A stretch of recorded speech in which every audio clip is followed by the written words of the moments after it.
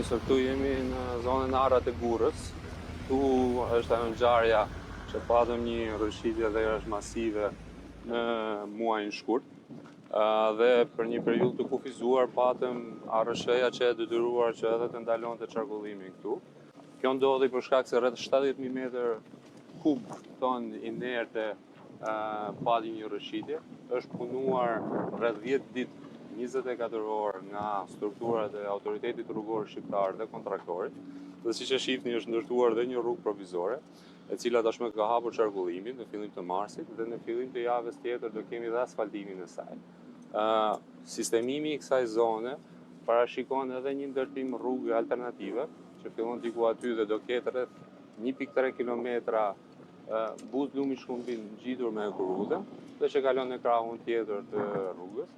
Me ndërtimin e kësaj rrugë alternative, do vazhdoj pastaj dhe ndërtimi dhe vijimi i punimeve në këtë aks rrugor. Dua të theksoj vetëm një element që patjetër gjithë korridori 8 që është i kontraktuar tashmë, janë rreth 33 kilometra. Vetëm në këtë aks, që është diku te 150 metra, është ndaluar punimi. Në gjitha akset e tjera është duke punuar me ritme të këndshme sipas edhe fazave kontraktore, dhe siç e shikuat, një pjesë e mirë e tyre është bërë dhe pjesë asfaltike.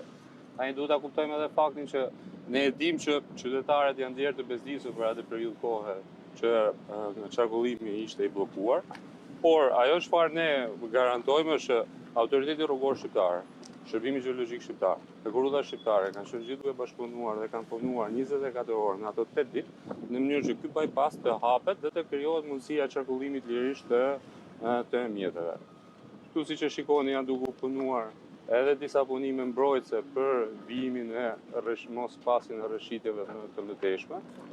Nga Shërbimi Gjeologjik Shqiptar është lënë porosi dhe është duke u bërë nga autoriteti rrugor shqiptar që të bëhen rreth 60 sonda që të mund të shikojnë në mënyrë të vazhdueshme çdo lloj risku apo problematike që mund të ketë. Punimet vazhdojnë normalisht dhe punohet në ritme shumë të përshpejtuara. Siç e thash, rruga alternative fillon diku aty pranë mjetet. Kryeministër, kjo është gjurma praktikisht dhe kjo është edhe arsye pse ne i pezulluam punimet, sepse ne praktikisht në këtë moment po shfrytëzojmë gjurmën e korridorit 8. Dhe kjo është arsye që ne pezulluam. Në momentin që ne pastaj do të hapim trafikun në rrugën alternative, ne do të rikthehemi sërish me punimet, qoftë për korridorin 8, qoftë për rihabilitimin e rrugës ekzistuese. Ndërkohë, në kontratat e gjithë korridorit 8 janë të parashikuar rreth 17.000 metër linear mbrojtje lumore. Gjithë tallovia e madhe që u shëmb rruga nga punimet është një manipulim i madh, një perversitet shumë i madh, sepse faktikisht këtu jemi në aksin e vjetër. Dhe aksi i ri nuk është këtu, në kuptimin nuk është i ndërtuar ende këtu. Akset e reja janë ato që kalojnë për të ardhur deri këtu, ndërkohë që këtu vazhdon puna këtej, nuk ka lidhje me ata atje. Dhe ajo atje është një rrëshqitje e shkaktuar nga faktori gjeologjik për shkak të mbinarkesit me Shirën. Ministër, kemi pasur pak në Elbasan me matjet që kemi ne, mesatarja ka qenë 200, ka qenë 440 mm, kemi filluar që në nëndorë me Shirën. Kjo është zona e konturuar këtu ku ka ndodhur rrëshqitja. Dhe zona në fjalë është një zonë që ka gati 18 vjet histori intensive rrëshqitjesh. Është një zonë që edhe nga ana topografike, po të shikohet, është shumë e vogël, është tipike e këtyre zonave. Për shembull Spafara në janar ishte në rrëshqitje intensive, gati 20 paraqitje ndërtimesh, ti themi jo të duhura, po nga ana tjetër ishin faktori kryesor rrëshqitje. Ndërtimesh të njerëzve. Të njerëzve, po që kanë ndodhur vetëm nga rrëshqitje, dhe jo vetëm. Shpatë, gjithë kjo gjeomorfologjia e kësaj zone është pothuajse me shpatë vertikale dhe përbërja e tokës është me shkëmbim terrigjen, shumë të dobët nga ana e soliditetit. Gjithë zona këtë ka tipike historike që rrëshqasin. Në periudhën që ka bërë vaki kjo lloj gjëje, ka qenë pikërisht faktori i ujit, i cili e ka agravuar situatën, e ka përshpejtuar, siç ka ndodhur edhe në zonat e tjera. Po jo më siç ka ndodhur në vende të tjera, vetëm këtu në Shqipëri. Dhe pikpamja e rreshjeve neve kemi nga viti 2022 deri në vitin 2025 janë çdo vit 20 deri në 25 rëshqitje në këtë zonë. Vetëm nga dhjetori i 2025-s deri në shkurt të 2026 janë 120 ku në nivel kombëtar. Vetëm në zonën e Librazhit, në këtë zonë që po flasim, janë gati 60. Unë thoshte Taulandi që kjo ka qenë që shumë vite përpara, gjithmonë një çështje e panorëve që ka rëshqitje. Edhe ajo që është kriminale në raport me publikun, por kur ka, unë kam mësuar nga eksperienca që kur ka zhurma të mëdha të kësaj natyre, duhet presësh të bjeri fryrja e madhe e një plage për të adresuar pastaj shkaqet, se ndryshe nuk të dëgjon njeri, është që një plag e kësaj natyre, ku mjafton të vish ta shofësh dhe kupton me njëherë se ku je dhe shef me njëherë që këtu s'ka dorë njeriu që ta ketë shkaktuar nga paaftësia apo nga të tjera arsye, kthehet në një burim, helmimi të vazhdueshëm të opinionit publik. Këtu jemi në një nga kantieret më të rëndësishme, më strategjike të vendit, një nga veprat më të rëndësishme të programit tonë. Gjithë pjesa e ndërtuar tani më është spektakolare në çdo aspekt. Mbrojtja lumore që kemi folur disa herë është absolutisht e standardeve më të larta, por puna vazhdon. Dhe në një proces pune ndodhin dhe këto të papritura që janë papriturat natyrore ndryshme. Në këtë rast është thjesht dhe vetëm natyrore. Fatkeqësi që ndodh për shkak të mirëkërkesës që ka pasur dhe siç e tha drejtori. Dhe është vërtet, domethënë, ndjes njerëzve që u mbytën me baltë dhe me llumë nga gjithë llojet e drejtimeve, por e vërteta është kjo. Ulemi diskutojmë pak edhe me banorët e tjetër aty, që të shohim kalendarin dhe të japim një drejtim të punës. Ndërkohë, siç e tha, gjitha segmentet e tjera janë duke ecur në ritme të këndshme, janë gjitha në fazat e tyre kontraktore. Një pjesë e tyre kanë filluar asfaltimin, pjesa tjetër është duke vijuar, siç i pa dhe dy tonelet kanë ecur me ritme mbi 85%. Pra jemi në përputhje me kushtet kontraktore në segmentet e tjera.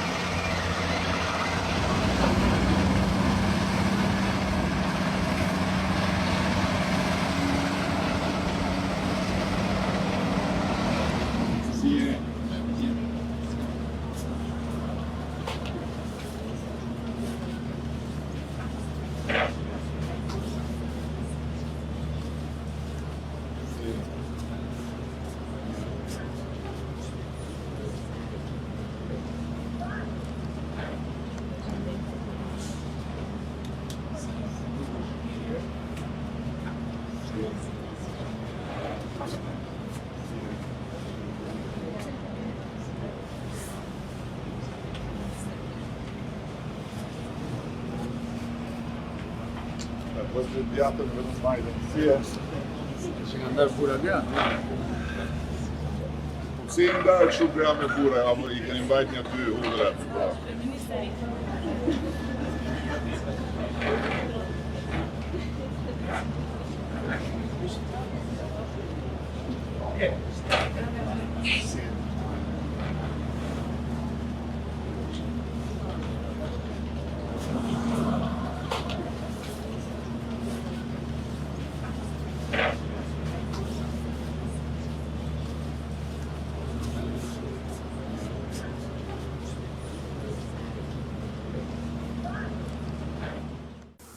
Përshëndetje edhe radh parë falenderoj gjithë zonjat që punojnë çdo ditë në bashkinë e Rrënjasit këtu dhe të Librazhit besoj Dhe në ndërkohë edhe gjithë të tjerët që janë të pranishëm, burrat shëmbullor që ja kanë lënë radhën e parë grave, për të gjithë ata që na ndjekin. Erdhëm sot bashku me Ministrin e Infrastrukturës dhe Energjisë dhe me Zotin Demo, Ministrin e Pushtetit Vendor, i cili për ata që mund mos e njohin akoma, ka drejtuar për shumë vite Bashkinë e Beeratit dhe tani më kujdeset edhe për mbarvajtjen e marrëdhënieve mes qeverisë dhe bashkive, me Arbin Maznikun, deputetin edhe drejtuesin politik të qarkut Elbasanit, me drejtorin e ARSH-s dhe me drejtorin e Institutit të Gjeologjisë. Falenderoj kryetarët e bashkive këtu të pranishëm, kryetarin e Bashkisë Elbasanit, të Librazhit dhe të Prenjasit për mikpritjen. Qëllimi i kësaj vizite ishte e para të shikonim nga afër për t'ja treguar edhe publikut atë plagën e hapur për 150 metrash që ka shkaktuar gjithë këtë shqetësim, por që ka shkaktuar edhe një rrebesh balte të jashtëzakonshëm nga të prodhuar nga makineria e baltës politike dhe mediatike, që ka tundur të 700 tenxheret me gjithë farlloj shpifjesh, akuzash, fantazish, se me demek u shëmb rruga nga korrupsioni, ndërkohë që është shumë e qartë që segmenti është segmenti i vjetër dhe rrëshqitja, siç do ta shpjegoj edhe për ju dhe për publikun, drejtori i institutit lidhet me një fenomen tërësisht natyror. Ju në këtë zonë keni edhe një përfaqësues legjendar tuaj që s'është i pranishëm, sepse tani ka marrë përsipër të gjithë territoret ku jetojnë shqiptarët jashtë vendit, Tauland Ballën, i cili ma pa thënë qysh në kryet herës që zona historikisht ka pasur problem të rrëshqitjeve për shkak biologjisë vetë. Por jetojmë në një kohë kur ajo fjala e popullit që gënjeshtra ka bërë xhiron e botës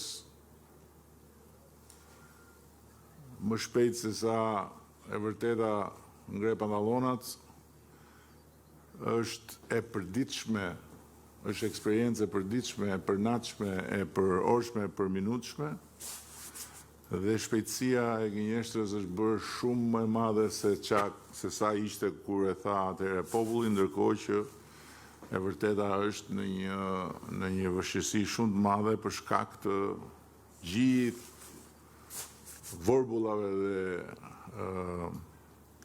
uraganëve të gënjeshtrave që vijnë nga të katër anët nëpër pasqyrat e telefonave dhe nëpër kanalet e medias. Gjithsesi, e vërteta në fund gjithmonë del dhe fiton. Duhet vetëm durim edhe duhet vetëm këmbgulje për të vazhduar drejt. Mua vjen keq që gjëja ka ndodhur dhe ka shkaktuar shumë shqetësime dhe ka prishur ritmin e jetës për shumë banor, por në të gjitha rastet ne sot jemi këtu edhe për të bërë qartësi mbi një kalendar pune dhe mbi afatet e reja që i kemi vënë vetes dhe me ndihmën e Zotit në një periudhë kohe kur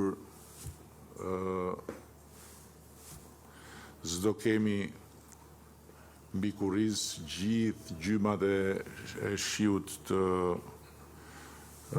këtij dimri që po del më në fund. Ju falenderoj edhe një herë dhe dua si fillim t'jap fjalën drejtorit të ARSH-s, pastaj drejtorit të Institutit Gjeologjisë dhe pastaj ministri do të flasi për angazhimin e tij dhe për angazhimin e ministrisë në një aspekt pak më të gjerës sa thjesht ky problem, sepse korridori 8 është një aks strategjik që më në fund po bëhet realitet, është folur, po jemi duke e bërë realitet dhe që e vendos Shqipërinë në një tjetër pozicion, arsyet për cilat do t'i themi në konkluzionet e këtij takimi, dhe ndërkohë zoti Demo këtu është po ashtu edhe, siç thash, ndërlidhësi ynë i besueshëm dhe i palodhur për të garantuar që gjithë komunikimi dhe gjithë ndërveprimi mes qeverisë dhe bashkive edhe në këtë zonë të jetë i pandërprerë. Drejtor, të lutem një paraqitje nga ana jote dhe pastaj drejtori i institutit. Faleminderit kryeministër. Atëherë problemi në zonën e Arat Gurës në fakt u konstatua që në datën 19 kur ne pam një degradim të krisës të ndodhur në aksin rrugor të vjetër, pra të ekzistues, dhe morëm masat menjëhershme për disiplinimin e trafikut nëpërmjet një semafori provizor. Në të njëjtën kohë ne hapëm pak edhe një korsi emergjente, pra që trafiku të vijonte me 2 korsi. Ndërkohë degradimi vazhdoi, pasi ne po mbanim në monitorim të vazhdueshëm 24 orë dhe në datën 23 ne bëm mbylljen totale të trafikut. Ishim në kushte emergjente dhe unë këtu gjej rastin të falenderoj gjithë stafin e autoritetit rrugor, pasi masa fillimisht u kritikua që çfarë po bëni me këtë bllokim, por ajo ishte masa e duhur që ne morëm dhe e morëm në kohë. Menjëherë nisi puna për të çliruar trafikun, pra u morën masat në autoritetin rrugor, ku masa e parë ishte ajo e kufizimit, pra devijimit të rrjedhës së lumit që mos godiste më trupin poshtë e rrugës. Këtu gjej rastin që vazhdojmë edhe bisedën që nisëm më parë, që nuk ka pasur marrje inertesh në segmentin ku ka ndodhur rrëshqitja, dhe kjo është shumë e rëndësishme të thuhet, pra sepse kjo është e vërteta. Marrja e inerteve ka qenë më tutje, pra rrjedha e lumit ka qenë në rrjedhë natyrale në segmentin ku ka ndodhur rrëshqitja. Dhe kemi qenë përpara një erozionit vazhdueshëm lumor.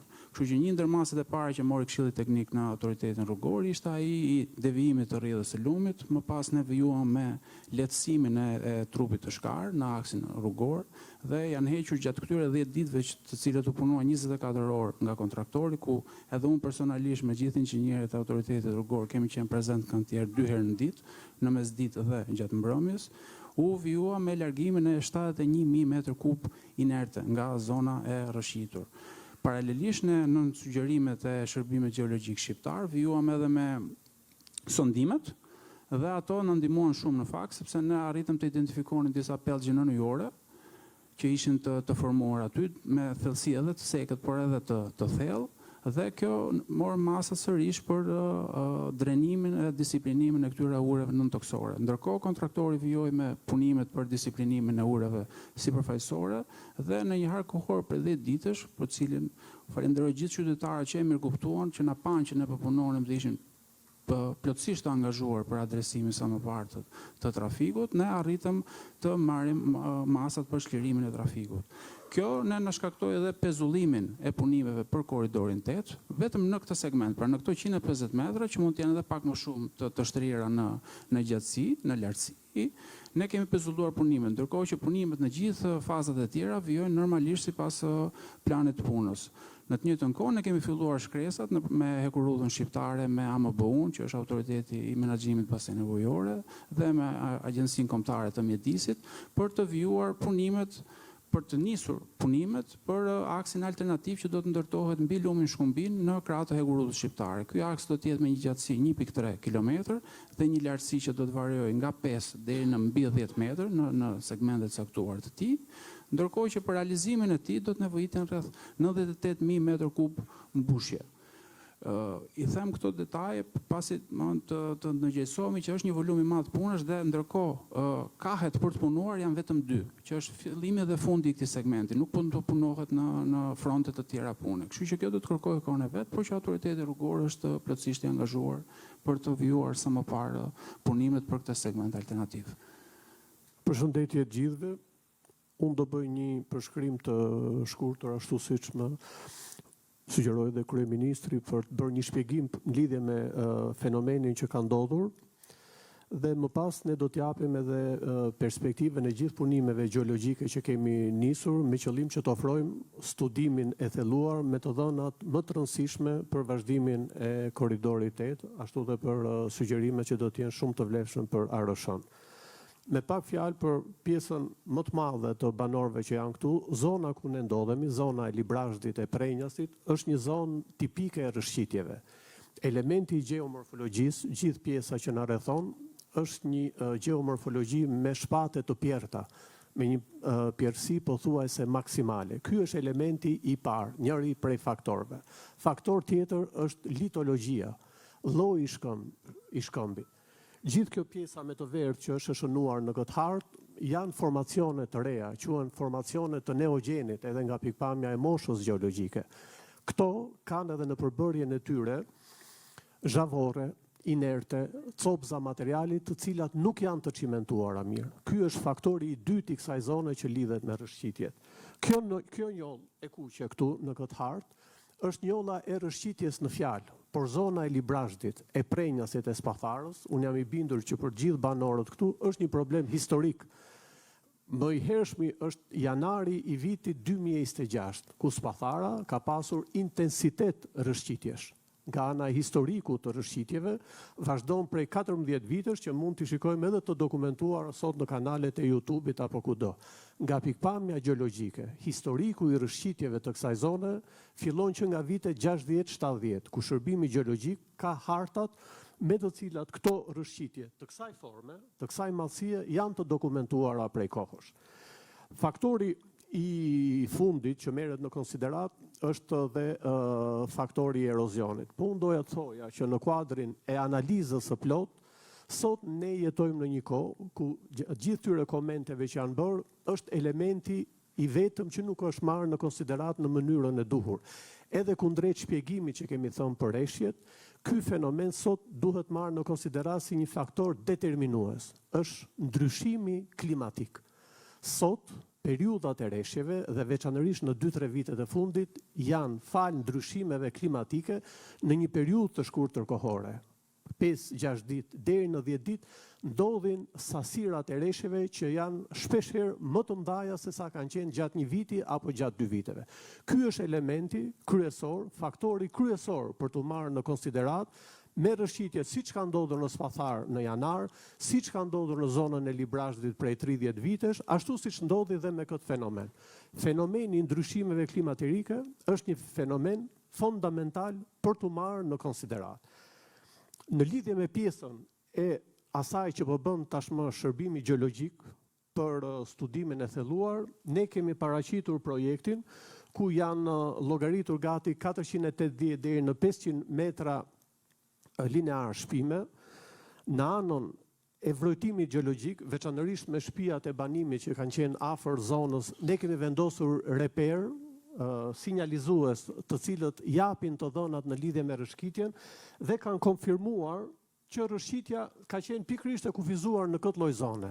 Shtëpia më e afërt që ndodhet në një distancë gati 80 metra, pavarësisht të linjës intensive që kemi vendosur reperët, nuk ka rezultuar me rrëshqitje. Përveç kësaj, monitorimi i zonës përveç reperëve ka dhe sot rrjetin e shpimeve. Shpimet do të fillojnë nga 30-50 metra në thellësi deri në 70 metra.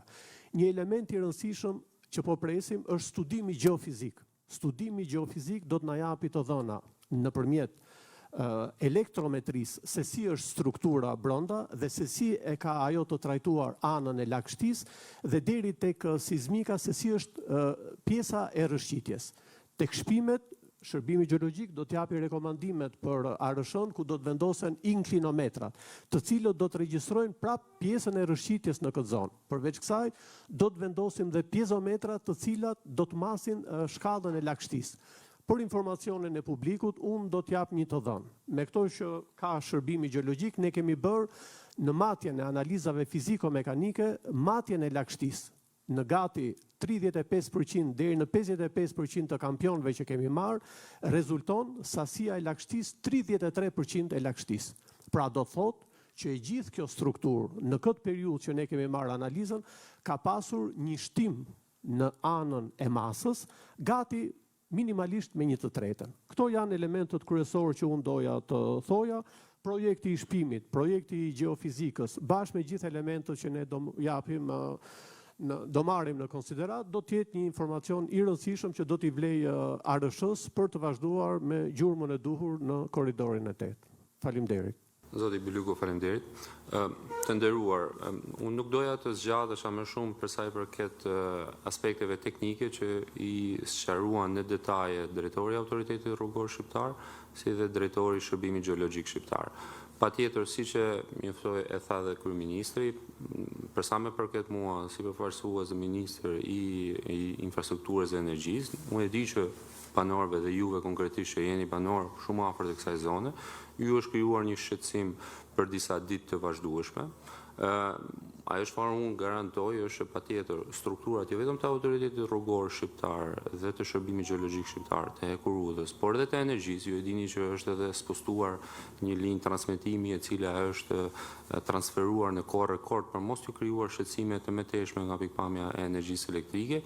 Pra janë marrë gjitha masat për të vijuar në mënyrën sa më të shpejtë të kohës qarkullimi normal, por edhe çdo lloj aktiviteti tjetër që lidhet me shërbimet utilitare, siç është edhe energjia elektrike. Unë kam dëshirë vetëm të theksoj faktin që korridori 8 që njohim ne sot është rreth 33 kilometra i kontraktuar nga Autoriteti Rrugor Shqiptar. Ka rreth 8 faza dhe në të 8 fazat ka një ecuri krejtësisht normale dhe nuk ka patur asnjë ndalesë në punimet përkatëse të këtij korridori. Madje në fillimet e tij që është le të themi segmenti i tretë, i dytë dhe i parë që është në dalje të Elbasanit, qytetarët mund edhe të konstatojnë që tashmë janë shtruar dhe shtresat asfaltike të njëjët kërsi dhe po vijohet edhe me kërsin tjetër. Pra, gjithë ky korridor do jetë siç ju e shihni në dalje të Elbasanit. I vetmi ndalesë ka qenë në këtë aksin këtu, pra në këtë 150 metrash, dhe vetëm ky aks këtu do ketë ndalesë derisa Autoriteti Rrugor Shqiptar, siç e njoftoi dhe drejtori i autoritetit, të bëjë dhe rrugën sekondare që është rreth 1.3 kilometra që do lejojë kalimin normal të mjeteve derisa kontraktori të vazhdojë punimet dhe në këtë segment. Ky është një korridor dhe ndër veprat më të rëndësishme infrastrukturore të Shqipërisë, që e fut në një fazë tjetër zhvillimi jo vetëm të kalimeve të automjeteve qytetarëve, por dhe ekonomik, sepse bën ndërlidhjen e Shqipërisë me gjithë pjesën tjetër të rajonit të Ballkanit. Ajo çfarë mund të garantoj është thjesht gjitha segmentet e tjera janë duke ecur sipas fazave kontraktore. Ne për aq sa kanë këto kontrata detyrë presim që brenda një viti përveç këtij segmentit këtu të kemi mbylljen e tyre sipas afateve kontraktore dhe do vazhdojmë me ritmet përkatëse të duhura, siç janë edhe duke punuar tashmë në gjitha pjesët e këtij korridori. Faleminderit. Duhet vë theksin këtu tek rëndësia e këtij korridori dhe tua ta sjell në vëmendjen e gjithë atyre që mbase nuk e din, por ta risjell edhe në vëmendjen e atyre që e din këtë fakt, që korridori 8 ka qenë një korridor prej kohësh i kuptuar edhe i deklaruar strategjik për vendin ton, por nuk ka qenë i pranuar nga Bashkimi Evropian si një korridor evropian. Dhe arsyeja ka qenë se jo të gjitha vendet e Bashkimit Evropian e dëshironin këtë korridor. dhe ka pasur gjithmonë refuzim nga ana e Bashkimit Evropian për ta përfshirë këtë korridor në korridoret evropiane, sepse përfshirja në korridoret evropiane i jep një korridori vlerën si një aset i Bashkimit Evropian. Dhe duke qenë një aset i Bashkimit Evropian, korridori bëhet edhe i financueshëm nga fondet europiane apo nga fondet që mund të merren nga organizmat financiare europiane. Dhe faktikisht ka qenë puna jon, ka qenë diplomacia jon, ka qenë këmbgulja jon që në samitin e zhvilluar në Tiranë mes Bashkimit Evropian dhe Ballkanit Perëndimor disa vite më parë, ky korridor u fut në rrjetin evropian të korridoreve. Dhe natyrisht që duke u bërë kjo, jo vetëm u kuptua natyra strategjike e tij, por edhe u vulos rëndësia strategjike e korridorit, i cili faktikisht së bashku me portin e ri të Durrësit garanton një aks tjetër lëvizje të mallrave dhe të njerëzve nga lindja drejt perëndimit. Një aks të drejt për drejt, më të shpejt, me kosto më të ulët dhe patjetër edhe me efikasitet më të lartë në çdo aspekt. Keni parasysh që paralelisht korridori duhet të ndërtohet edhe në vendet që i kemi ngjitur apo më pas praktikisht në Maqedoninë e Veriut dhe në Bullgari. Dhe nuk e di a e keni ndjekur, por është ndërtuar një program bashkëpunimi 4 palësh, ku është e përfshirë dhe Italia, pikërisht për rëndësinë strategjike të korridorit të 8. Nga ana tjetër, korridori i 8 është një korridor i cili përpara pak kohësh është përfshirë edhe në korridoret e lëvizjes së forcave ushtarake të NATO-s, gjë që i arrit edhe më shumë vlerën, gjë që e bën edhe më të rëndësishëm si aset strategjik, jo vetëm të Bashkimit Evropian, por të NATO-s. Dhe përpjekja jonë për ndërtimin edhe të një krau ushtarak të portit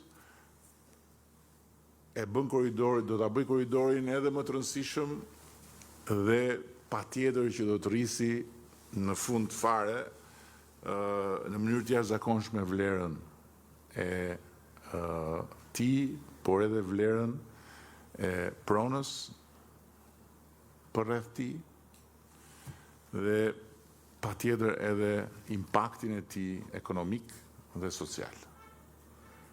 Kjo është një vepër shumë e madhe për t'u zhytur në baltën e makinerisë që çdo ditë nuk bën asnjë gjë tjetër, vetëm prodhon balt. Dhe në ndërkohë, në vendin fqin këtu, në Greqi, ku është ndërtuar jo shumë vite më parë një nga autostradat më spektakolare, rrëshqitja që ka ndodhur është shumë herë më e madhe dhe më e gjatë nga pamja lineare se sa kjo rrëshqitja këtu. Nuk ka ndodhur në ndonjë aks të vjetër siç ka ndodhur këtu, ku s'ka as lidhje me impaktin e ndonjë punimi apo siç thoshin gjithollogët e tenxhereve me marrjen e zhavorit nga lumi, se duhet të jesh jo thjesht ignorant, po duhet të jesh dhe një maskara shumë i madh që ti frysh veshët njerëzve me të tilla broshkulla. Por maskarallëku i atyre që bëjnë këtë punë për ditë, disa paguhen nga taksat e popullit si përfaqësues të popullit, po në fakt nuk janë përfaqësues të popullit, po janë përfaqësues vetëm të ikur i fare nga mendja e kokës. Disa të tjerë paguhen në dorë, në të zezë për ta bërë këtë punë natën, në për ato klubet mediatike, ndërkohë që faktet janë këto. Dhe rëshqitja atje, në anën tjetër, ka ndodhur tek aksi i ri. Dhe ka ndodhur pikërisht për të njëjtin fenomen që e shpjegoi drejtori i Shërbimit Gjeologjik. Dhe këto fenomene gjithmonë më të pranishme sot në jetën e vendeve, nuk mund të përdoren për të fajsuar dhe për të përbaltur dynjan, edhe për të nxirë jetën e njerëzve që nuk hapin dot televizorin, nuk hapin dot pasqyrën e celularit për të marrë një haber, se marrin vetëm balt, ndërkohë që në anën tjetër, ku nuk shquhen për në një qetësie, për në një durim të madh, se nuk janë suedez, janë njësoj si ne, grekët, nuk kam parë unë të ngrihet në një uturi balte ndaj qeverisë për atë rëshqitje. Kjo është e vërteta në të gjithë këtë histori. Gjithsesi, ne jemi këtu për t'i garantuar të gjithë që jemi shumë të vetëdijshëm për dëmin që i shkaktohet njerëzve nga ndryshimi i ritmit të jetës, jemi shumë të vetëdijshëm për pengesat që shkaktohen dhe për të garantuar që puna këtu nuk ndalet dhe vazhdon pa pushim në mënyrë që ta bëjmë sa më shpejt korrigjimin e këtij segmenti dhe mbylljen e kësaj plage. Por ama duhet ta bëjmë shpejt, por duhet ta bëjmë mirë. Drejtori i Shërbimit Gjeologjik shpjegoi proceset, janë procese që kërkojnë kohën e tyre në të gjitha rastet, nuk mund të bëhen brenda ditës. Kështu që do ta bëjmë sa më shpejt, por do ta bëjmë mirë, në mënyrë që kjo plagë të mbyllet përfundimisht. Dhe duke e mbyllur, po ja kaloj fjalën për të bërë konkluzionet zotit Demo, edhe në funksion të koordinimit më të ishëm me bashkit, ndërkohë që me që kemi ardhur këtu, nuk kemi ardhur thjesht që t'ju mbajmë një fjalë edhe t'ju japim ca informacione dhe t'ikim, ndjehuni të lirë të bëni çdo pyetje që keni për këtë ose për çdo gjë tjetër që keni, se jemi këtu dhe është mirë ta shfrytëzojmë këtë rast edhe për çështje tjera, nëse ju dëshironi të ngrini çështje të tjera. Nderi Kryeministër, fakt kundërshtoja që si rrjedhoi edhe shpjegimeve që dëgjuam nga drejtuesit e Institutit Gjeologjisë, kjo zonë fakt ka pasur problematika në rëshqitje edhe në akse dyçore, ku kryetarët e bashkive kanë bërë një punë të jashtëzakonshme për të qenë pranë qytetarëve. Unë besoj që roli i bashkive në këtë kontekst është shumë i rëndësishëm, jo thjesht për sa i përket mirëmbajtjes së infrastrukturës, por mbi të gjitha në njëjtën kohë dhe informimin e qytetarëve, sidomos kur flasim për avari të kësaj natyre të cilat janë për shkak të kushteve madhore. Unë jam i bindur që gjithë kryetarët e bashkive, jo thjesht të qarkut Elbasanit, por në fakt në gjithë territorin e Shqipërisë, janë përmballur me fenomene të cilat për si rrjedhoje e rreshjeve të fundit gjatë muajve, sidomos nga muaji nëntor deri në muajin shkurt, kanë krijuar situata të vështira, por besoj që përgjigjja e tyre ka qenë e tillë që i ka mundsuar qytetarëve vazhdimin e jetës, punës dhe patjetër përballimin të kësaj situate të gjithë bashkë, sepse këto janë situata ku ne duhet bëhemi bashkë dhe kryetarët e bashkive këtë e kuptojnë më së miri të qenit pranë komunitetit. Unë do doja të falenderoja ARSH-n dhe gjithë institucionet e tjera për sa i përket ndihmën që i kanë dhënë bashkive në vend në përballimin e kësaj situate dhe besoj që edhe me daljen e këtij dimri, patjetër planifikimi që vetë bashkitë do të bëjnë dhe përgatitjet për sa i përket vitit të passhëm në një lloj mënyre dhe parashikimin dhe deri diku parandalimin e këtyre fenomeneve do të jetë në fokusin e punës tonë.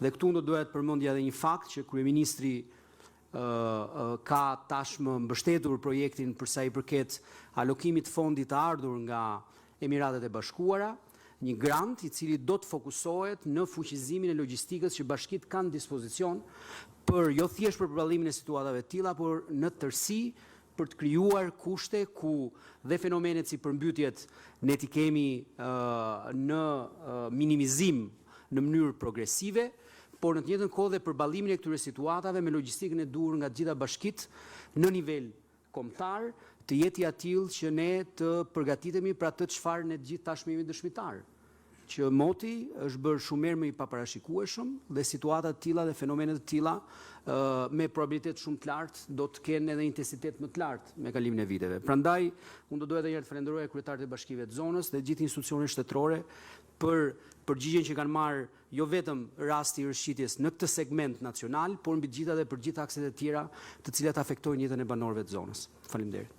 Shumë faleminderit. Tani fjala është për ju nëse ka në çdo që të keni, çdo gjë tjetër edhe për te kësaj këtu. Përshëndetje Kryeministër, përshëndetje gjithë të nderuar. Unë jam Eranda, jam banore e fshatit Dorës së Librashtit. Fshati kemi një bujtim familjare, të cilën e administroj për shumë vitesh. Vitet e fundit, duke i falenderuar si qeverinë ashtu dhe Bashkinë e Librashtit, kemi pasur një zhvillim të zonës për shkak të politikave që u merren për krajin e turizmit malor. Megjithatë, ne kemi pasur një shqetësim, të cilin doja ta paraqes me ju. Fshati Dorës dhe shumë fshatra përreth janë të konsideruar si zonë mbrojtur, kur në mënyrë gjeografike janë shumë larg parkut të Shërbenikës. Dhe ju lutem, ne doja shumë që të merrni masa nëse është mundur të rishqirtonit hartën për zonën e mbrojtur, pasi kjo na pengon shumë në zhvillimin e mëtejshëm, si të banorëve të zonës, si të turizmit malor. Faleminderit. Po, të falenderoj. Ki parasysh edhe kjo, faleminderit për pyetjen e për një arsye tjetër, se ky është një shqetësim që se keni vetëm ju, por keni parasysh që ne kemi vendosur në legjislacionin e zonave, sepse mbrojtja e zonave ka disa nivele. Pra, ka një nivel mbrojtje që është absolut, 100%, le të themi parku që ju përmendët, ka një nivel që nuk është 100% rreth zonës nivelit parë, ku ka banor që janë aty prej shumë kohësh, si që jeni dhe ju, dhe ka dhe një nivel të tjetër, që është niveli 3, që është përgjithsisht në zona ku nuk inkurajohen ndërtimet, por ku është e pamundur të mos lejohen njerëzit që të zhvillojnë sipas parametrave të caktuar aktivitetin e tyre. Dhe edhe në zonën e nivelit të dytë dhe në zonën e nivelit të tretë është e mundur që të ndërtohet me specifika të caktuara. Dhe pikërisht aja është nxitja e agroturizmit dhe nxitja e bujtinave apo e agropërpunimit, natyrisht kategorive të caktuara,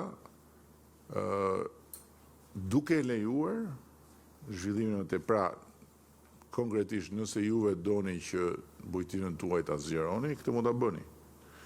Është e mundur, paketa e maleve e krijon këtë mundësi, por duhet të ndiqni një sër parametrash që kanë të bëjnë me projektin, me materialet, me karakteristikat e nevojshme për ta pasuruar pozitivisht, po themi, zonën e mbrojtur ose zonën me mbrojtje relative. Do me thënë, juve mundet që të bëni direkt aplikimin tek programi i paketës maleve dhe nuk ju pengon fare që të merrni lejen.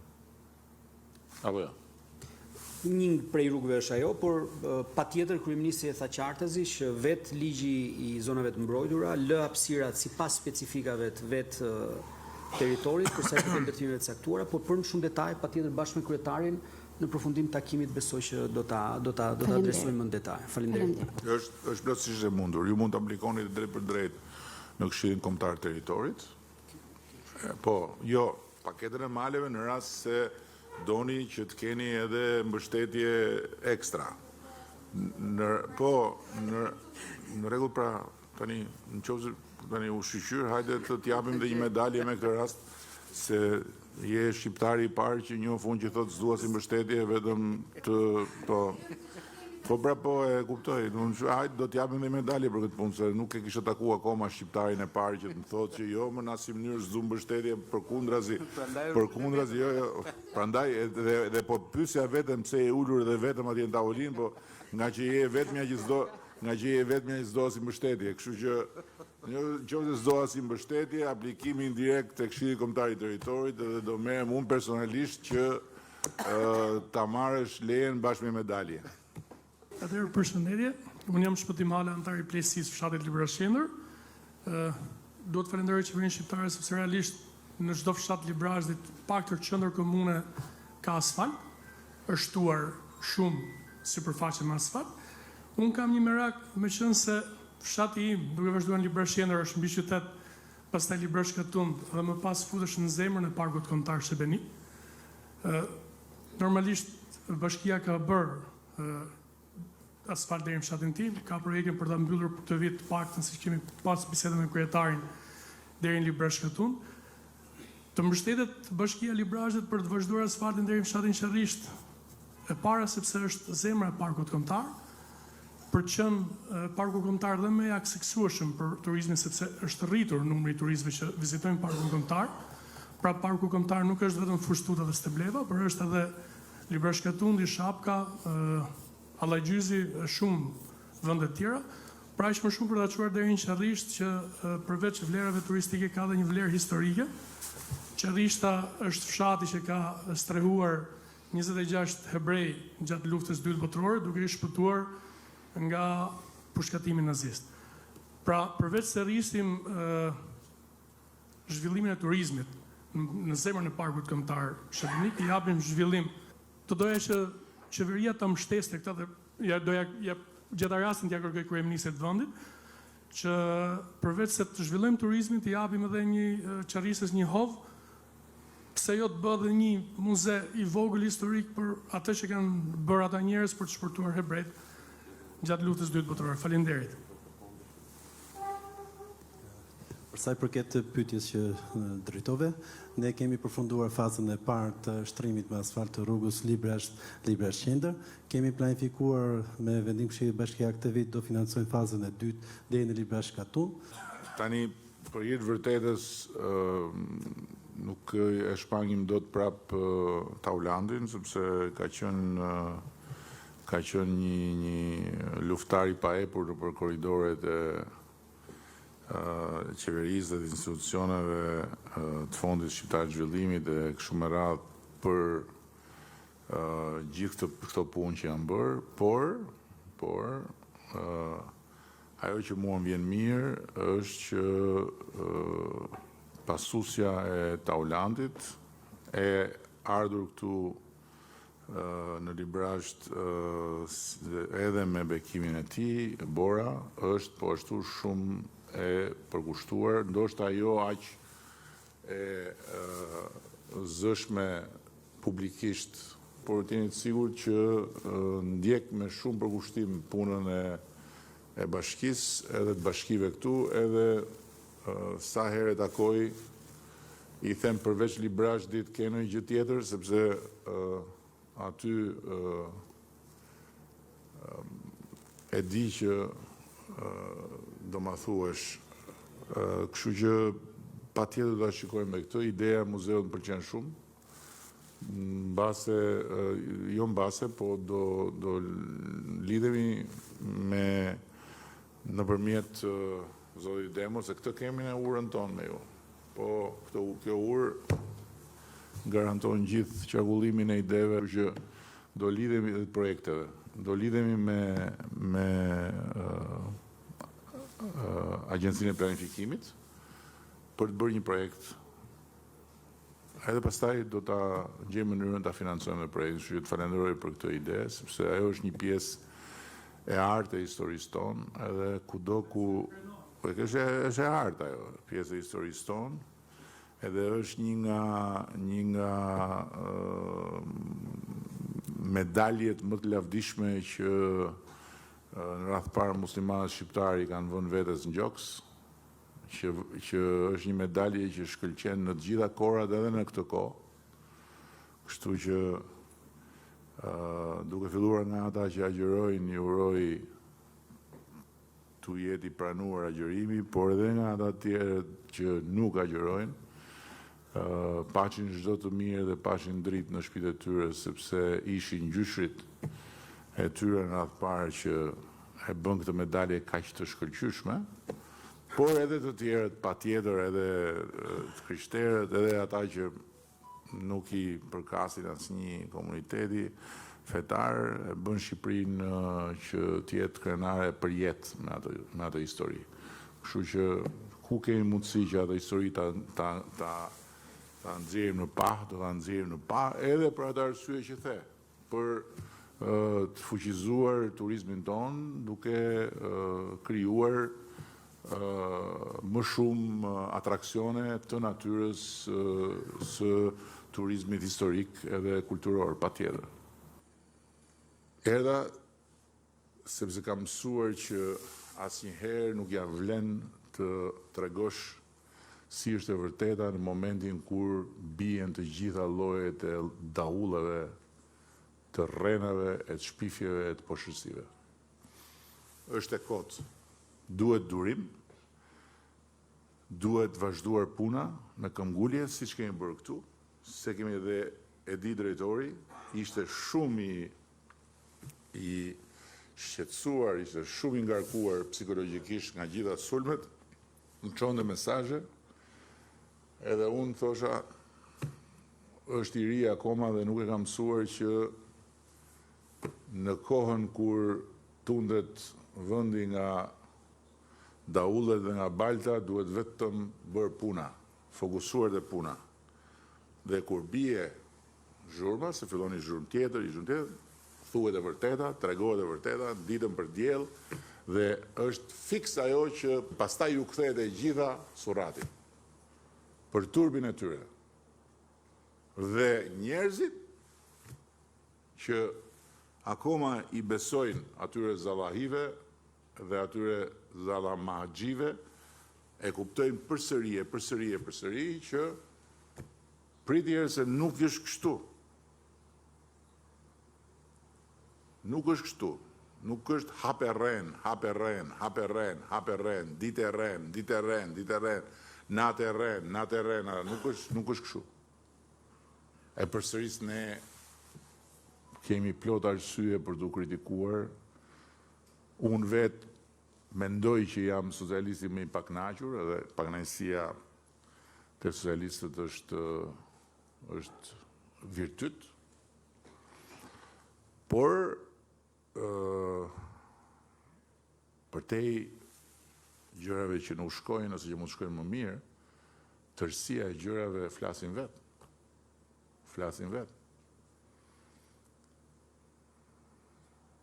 Dhe ne nuk kemi për të lejuar të na ndodhi përsëri ajo që i ka ndodhur shqiptarëve shumë herë në histori, që pikërisht kur janë afruar momentit për të marrë kthesën e madhe, janë gatruar me këmbët e tyre.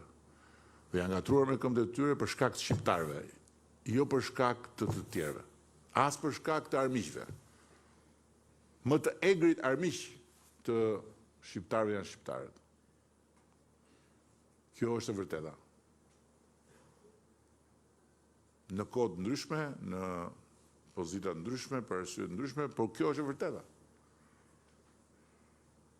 Siç është e vërteta që gjithë çfarë bëhet në ato pocaqi protesta, që janë si jashtëderdhje njerëzore në bulevard, bëhet vetëm për fotografit që prodhohen nga zjarret dhe nga dhuna për të quar në për botë, për të thënë ja kjo është Shqipëria, mos shkoni në Shqipëri, mos bëni turizëm në Shqipëri, mos investoni në Shqipëri, mos besoni tek Shqipëria, se Shqipëria është e zhytur në korrupsion e bla bla bla.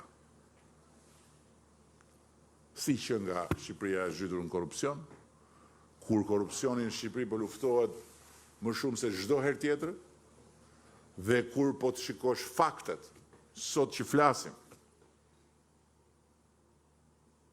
edhe rastet që trajtohen dhe që janë trajtuar, janë 85% raste që i përkasin mandatit parë dhe mandatit dytë, dhe në të gjitha ato raste, 10 janë me akuzë në korrupsionit, do me thënë, shumë më ndryshe e vërteta nga sa tregohet. A kemi ne probleme me korrupsionin, patjetër që kemi, kush nuk ka. Por, apo e lufton kush tjetër në këtë rajon korrupsionin që po luftojmë ne, askush. Askush. Nuk kemi pas në drejtësi të pavarur. Kur? Se po të kishim pas, do ishte luftuar më para në nivelet e larta problemi. S'është luftuar kur. A është gjithçka që thuhet ashtu siç thuhet? Absolutisht jo. Absolutisht jo. Shumë çka që thuhet nuk është ashtu siç thuhet. Edhe nuk është ashtu siç duket në proceset që nisin.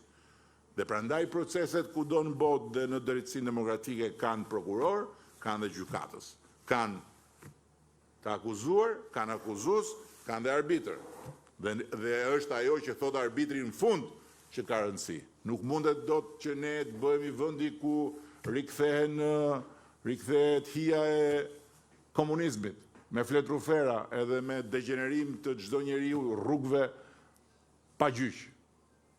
Ne s'mund të bëhemi dot ky vend.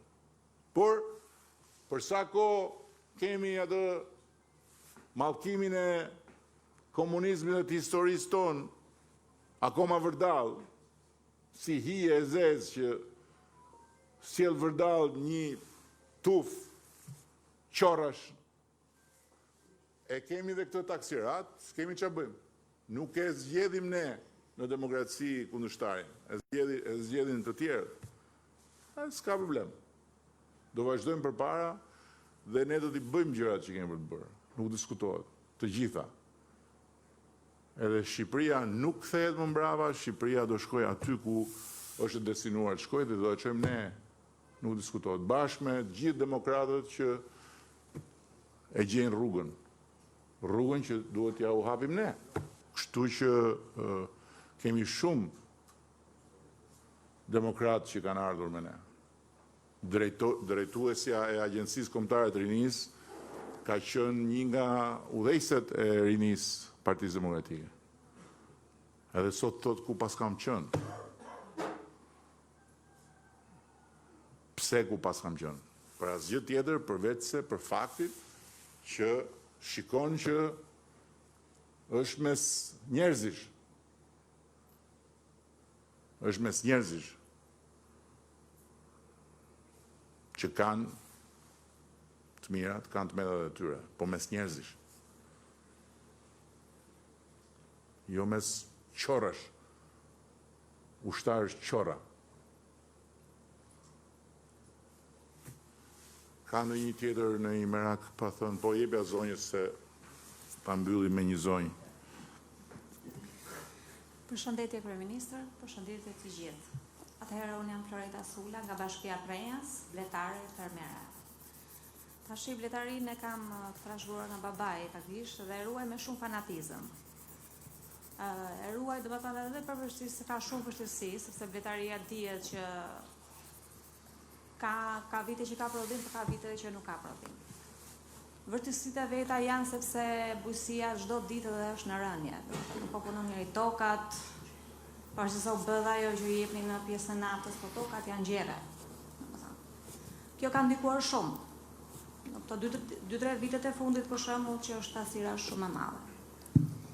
Ajo që doja thoja unë është kjo, që një prodhues nuk mund të bëjë domethënë edhe prodhimin edhe shitjen vet.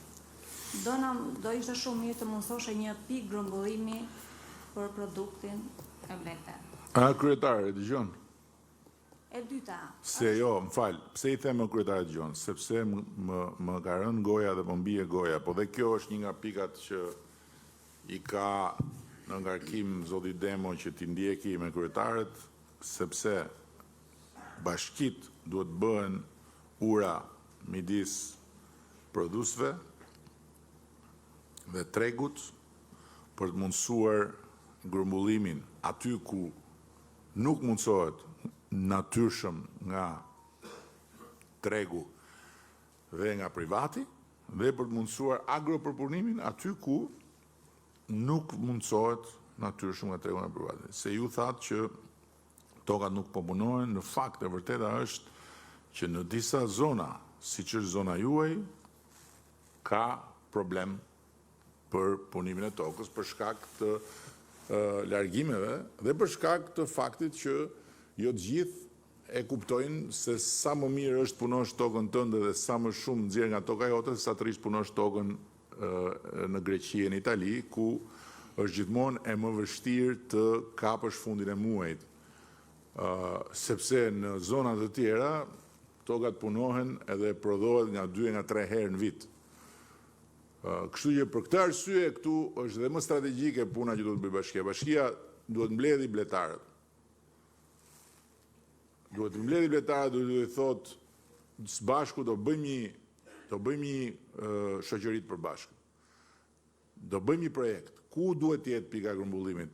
Në filan vend. Po, në filan vend do bëjmë projektin dhe me atë projekt do t'i shkojmë qeverisë, do i shkojmë AZBR-s, etj dhe do financojmë. Kjo është gjëja që duhet bëjmë, pse kjo është shumë e qartë. Në lidhje me pikën e grumbullimit, ne si bashki kemi një operator që punon në Greqi, i cili ka kontrate me gjithë Europën, ai çuni është nga Prenjasi, për fat mirë ka një vend tij aty, janë magazinat e ish minierës. Unë kam bërë gati 2-3 takime me ta, biles kemi qenë dhe në Selanik, edhe bashkë me të do kemi pikë në Prenjas. Nuk do kemi kapacitet shumë të madh. Ne fillimisht kemi përdorur mos i gjithë tyre si është Flora tjerë, ta fillojmë me pakicë. Biles ky djali na ka dhënë edhe një mundësi tjetër, e gjithë fushën e Domosdovës, e cila tani nuk është e gjitha e punësuar, ai thotë do t'i orientojmë të gjitha ata fermer. Unë biles kam filluar edhe me një grup punë të bashkisë për të i ndërgjegjësuar të grumbulluar të bashkojmë tokat, që ai ti mjelli ato produkte që kanë më shumë vlerë, edhe këto do shkojnë gjitha për eksport. Besoj që jemi në hapat e para, por shumë shpejt ne do arrijmë ta bëjmë të pikën. Nërsa për punimin e tokave, që thotë zonja, bletarën Prenjas neve kemi bërë shumë panajire që edhe ti reklamojmë.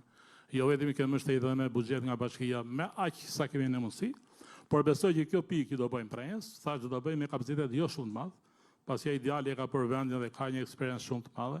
Të kesh një djalë si ky që the, apo 2 djem, apo 3, apo 5, që kanë këtë eksperiencë është aset. Por duhet bashkia të marrë leadershipin dhe të ndërtoj gjën, sepse kështu edhe djemt e kanë më të lehtë që të bëhen pjesë, e kanë më të lehtë që të fusin kapitalin e tyre aq sa do të fusin. Bashkia duhet të fusi kapitalin e vet. Edhe bletarët t'i fusni pjesë me një përqindje të vogël, s'ka nevojë të financojnë ata, po t'jenë pjesë 1% të vogël dhe kështu bëhet një shoqëri e përbashkët dhe nga e cila përfitojnë të gjithë së bashku, siç e bën gjithë bota. Do ta bëjmë këtë gjë. Unë kam besim te Nuriu sepse është një burr i urtë që i jep drejtim punëve pa zhurmë. Duke qenë se siç tham, Bleta bën pjalmimin ke frutat, nuk do kishte prodhim. Për shkak do ulej prodhimi ka 60% ke fruta dhe ke prerimet. Mirë, po fermeri këtë nuk e din. Domethënë si duhet ta rregullojmë këtë pjesën, ai më shikon si një armik për shembull. Është Grenza ai, shef si armik. Si e shef Grenza Bletën. E shikon për shembull, nuk e ka kulturën e dur që në vendet e zhvilluara bletarët i paguan fermeri që unë të shoj bletët tek parcela e modhe, për shembull, e marr për shembull. Ndërsa këtu nuk ka kjo gjë. Këtu ai të shikon si armik bletarin, për shembull ta sulmoj, t'ia helmoj, për shembull parkun e bletëve dhe nuk e dim se ku të drejtohemi, nuk dim se ai çfarë, domethënë jemi rrezik të gjithë bletarët është një diçka kjo që është një problem shumë i madh. Shiko, edhe për këtë çështje, varet nga zonat, varet nga pikat, se për shembull ka zona ku jo vetëm që kanë këto bashkëpunime, por ku po bëhen dhe disa inovacione me insektet që përdoren në funksion të prodhimit për ta quar në zero përdorimin e kimikateve etj. etj. Kështu që edhe për këtë juve keni ministrin e bujqësisë nga qarku, do duhet që Arbi të organizojë një takim me kryetarët e bashkive, me gjithë bletarët e zonës, me ministrin e bujqësisë, për të parë si mund të bëjmë dhe një projekt pilot. Ai me siguri është ndjeni edhe me siguri ka shumë gjëra për të thënë, kështu që do ta zgjidhim dhe të keni një gjë tjetër? Po, kam vetë diçka. Po, e ke edhe tjetër, rregull.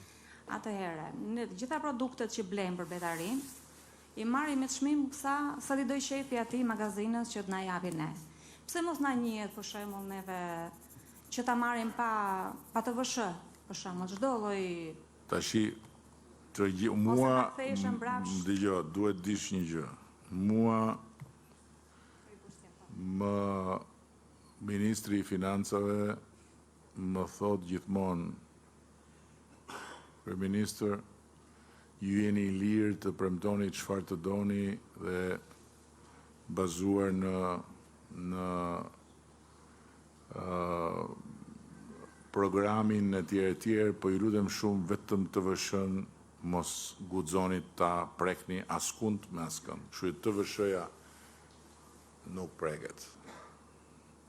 Madje, ne nga edhe ndërveprimet me Bankën Botërore, me Fondin Monetar Ndërkombëtar, me Komisionin Evropian, një nga detyrat që kemi në proces drejt antarësimit, kemi heqjen e përjashtimeve që i kemi aktualisht. Kështu që ne për këtë po rezistojmë, po përjashtimet e TVSH janë shumë të rralla, do jenë gjithmonë më të rralla derisa të hiqen fare. Faleminderit. Të falenderoj. Mirë, unë them që ishte të paktën për sa më takon kënaqësi. Shpresoj që të ketë qenë reciproke kënaqësia. Shpresoj po ashtu që kryetarët e bashkive t'i ndjekin gjërat deri në fund në të gjitha këto aspekte. Do organizoni takimin me ministrin e bujqësisë për sa tham, për gjithçka tjetër keni besim që më e mira është e gjitha përpara, sepse siç thoshte një miku im ndjes pas Kasem Dërbeshina, qend let lehin, karvani të ecë përpara, rruga është ajo që mbetet. Korridori 8 do jetë ai që do mbetet. Dhe do ndërtohet shpejt dhe do mbetet për shumë vite, kur grenzave t'i ketë humbur nami edhe nishani. Shumë faleminderit.